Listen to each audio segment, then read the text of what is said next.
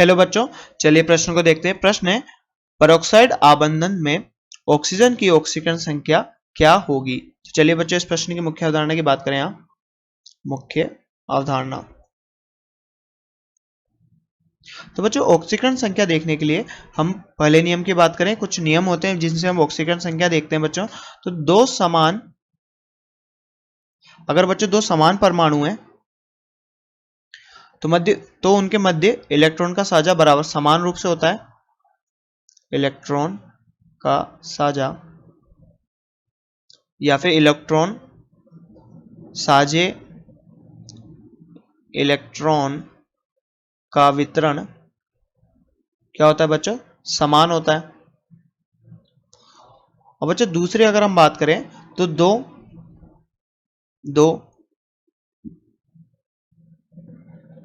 विभिन्न परमाणु के मध्य बच्चों साझे इलेक्ट्रॉन का वितरण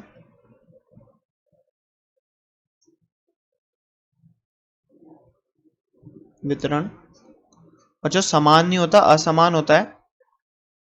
असमान। और जो विद्युत ऋणात्मक तत्व होता है बच्चों, उच्च विद्युत ऋणात्मक तत्व, विद्युत ऋणात्मक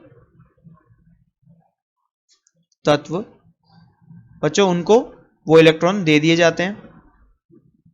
इलेक्ट्रॉन दे दिए जाते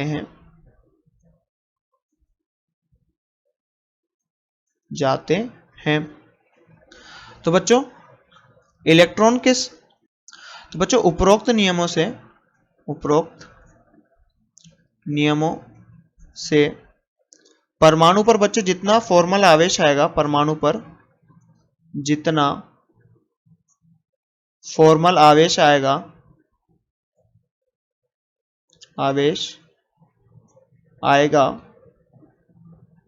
वही बच्चों क्या होगा, उसकी ऑक्सीकरण संख्या। तो बच्चों हमें इससे प्रश्न पूछा है परऑक्साइड बंध के बारे में। तो मान लीजिए बच्चों उदाहरण लेते हैं हम किसी परऑक्साइड बंध जिसमें उपस्थित होता है। तो हम बच्चों H2O2 की उदाहरण लेते हैं यहाँ पर। तो H2O2 की संरचना बच्चों कुछ इस प्रकार होती है। तो बच्चों सबसे पहले हम यहाँ पर देखेंगे कि विद्युत ऋणात्मकता किसकी ज्यादा है बच्चों, यहाँ पर ऑक्सीजन की ज्यादा है और यहाँ पर हाइड्रोजन की कम है। तो बच्चों यहाँ पर इस बंध में साझे गए इलेक्ट्रॉन कितने, 2, और यहाँ पर भी 2 और यहाँ पर भी 2।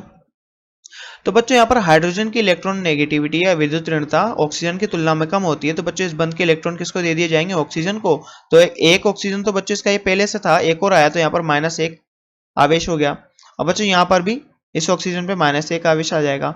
अब यहाँ पर देख सकते हैं बच्चों ऑक्सीजन और ऑक्सीजन दोनों समान परमाणु है, तो इन दोनों में बच्चों समान मात्रा में इलेक्ट्रॉन वितरित हो जाएंगे। तो यहाँ पर इसका कोई यहाँ पर आवेश नहीं आएगा। तो हम यहाँ पर कह सकते हैं कि परऑक्साइड बंध में क्या कह सकते हैं बच्चों की परऑक्साइड